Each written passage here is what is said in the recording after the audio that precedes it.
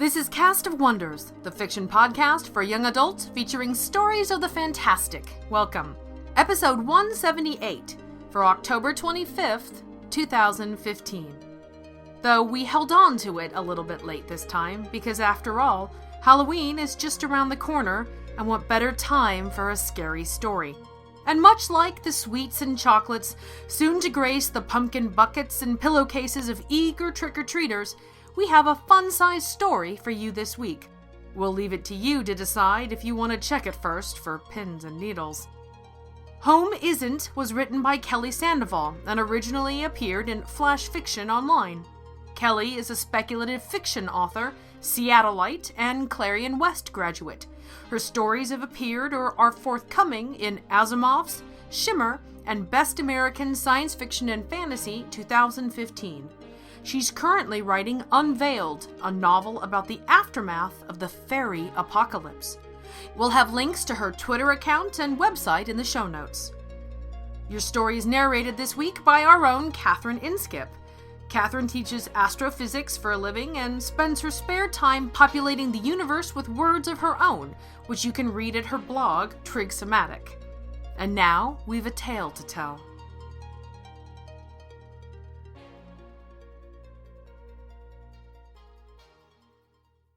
Home Isn't by Kelly Sandoval.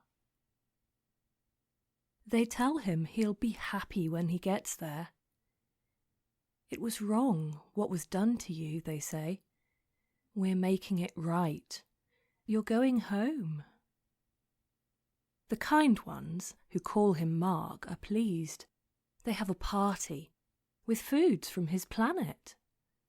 He chews the edge of a grey leaf so bitter it closes his throat. He's used to Coke and animal crackers. You're going home, they say. No more soda, no more sweets. No more rooms with white walls and bright toys. No more needles, treadmills, tests. Home. They won't tell him what home is. Only what it isn't. He pictures a toyless, colourless, cokeless expanse. He pictures fields of bitter grey leaves growing beside silver pools. He tries to picture others like himself, but he is the only one he knows. He populates his imaginings with mirror-reversed copies of his own face, pale blue fur and liquid black eyes. At night, he wraps his arms around his chest and makes low, choking noises as he tries to cry. He's never quite gotten the trick of it. The unkind ones, who call him the subject, whisper about missed opportunities, invasions and autopsies. They tell each other, we civilized the subject, but who knows about the others? They're probably savages. What if they eat their own kind? He dreams of teeth. His favourite among them, the woman who wears silver bracelets and paints his nails in rainbow colours, cries as she leads him to the shuttle. We thought it was best. She makes a sound he knows isn't laughter, because her eyes show no light. That's always the defence, isn't it? But it'll be better there. You'll be yourself. He wonders who he's been so far. The shuttle is a sleek black cylinder that hums as they approach it. He clings to her side, twining his fingers in her black hair and hiding his face in her sleeve. They climb the ramp together and explore the emptiness inside.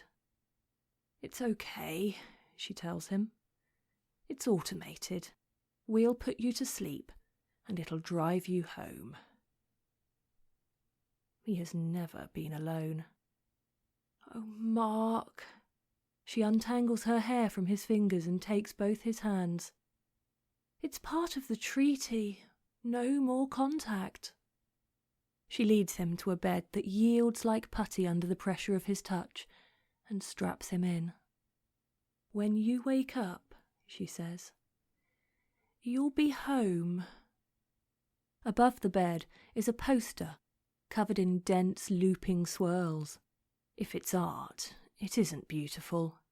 If it's language, he can't read it. Either way, it feels like an accusation. He closes his eyes against it and sleeps. When he wakes, there is no one. It takes him a long time just to get out of the bed. He has to unbuckle the straps himself, and his fingers are clumsy and weak. His nails show dark circles below the rainbow polish. He finds a strand of black hair and wraps it around his wrist. He waits for instructions. The door to the shuttle stays closed. Maybe they got rid of him on purpose. Maybe they don't really want him back. Maybe they eat their own kind. He combs his fur as best he can, leaving piles of shed on the steel floor. He buttons his shirt, the nice one he wears when visitors come to look at him. He met a president once. The door panel flashes. He ignores it. Time passes. No one comes. There are no toys, no treadmills, no needles, no animal crackers either. The hunger forces him to act. He presses his hand against the panel, and the door opens with a quiet whir. A ramp extends to the ground. This, he tells himself, is home. Home is a wide expanse of green glass with low black buildings in the distance, and the air smells like grapefruit juice. It is 5 beings who are not his mirror reverse selves. Their fur comes in silver, in brown, in the bright pink of his favourite keeper's flower dresses. They speak, but the words are static, meaningless. Their teeth, like his, are very sharp. He cringes back into the ship and presses the door panel. The door stays open. "Child," says the silver one, in a throaty, elongated version of his keeper's speech. "Be not to fear, child. Come." Obedience is the first lesson he was ever taught. He shuffles down the ramp, his head low. "They hurt you?" it asks. He doesn't know the answer. He shakes his head. "You fear," it says. "Wait. Fear goes." "Is this home?" he asks. "Home is time," it says. "Home comes." Fear goes. Home comes. He wonders if it's true. He's used to being lied to. "Who are you?" It isn't quite the question he wants to ask. He knows a little about families. Enough to want one. It pauses. When it speaks again, the words are clearer, more rehearsed. "I am the one who waited." "I don't belong here," he says. It takes his hand. "That too comes."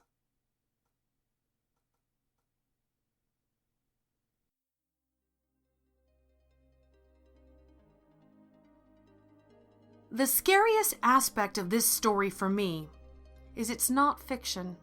Not really. History and our daily news feeds are filled with examples of forced migration, for excuses ranging from political and religious persecution to literal economic land grabs to bald-faced genocide. And the effects of those relocations don't end when the new destination is reached. To take just one example, and the one that inspired Kelly, look at the history of Indian schools in the U.S. following the Trail of Tears and other concerted efforts to destroy Native American populations in the late 19th and early 20th centuries. Forcibly deprived of their culture under the auspices of benevolent integration, generations of Native peoples were the collateral damage of culture wars that cost them their ways of life, their history, and often their identities. Is it any wonder our protagonist is confused and terrified by his journey? How can it be called home when you've never been there?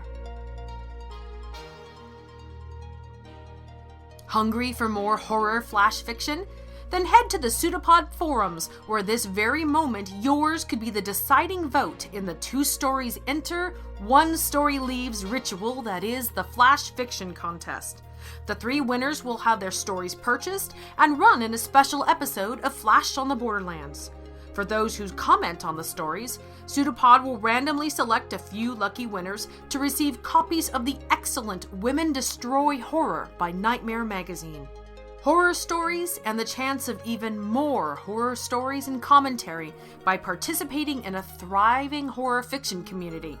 The only thing more sure than that is that somehow, some way, your trick-or-treat candy will contain at least one of those strange honey nougat things.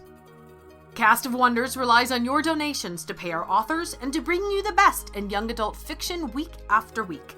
If you've enjoyed this story, please consider making a donation using the PayPal links on our website. Every one-time and monthly donation helps, and you have our heartfelt thanks. Share your appreciation for the story by leaving us a review on iTunes or on our Facebook page, or share the episode with your family and friends. We're at Cast of Wonders on Twitter. Come say hello. Cast of Wonders is a production of Wolfsbane Publishing and is brought to you by the creative team of Barry J. Northern, our publisher and artist.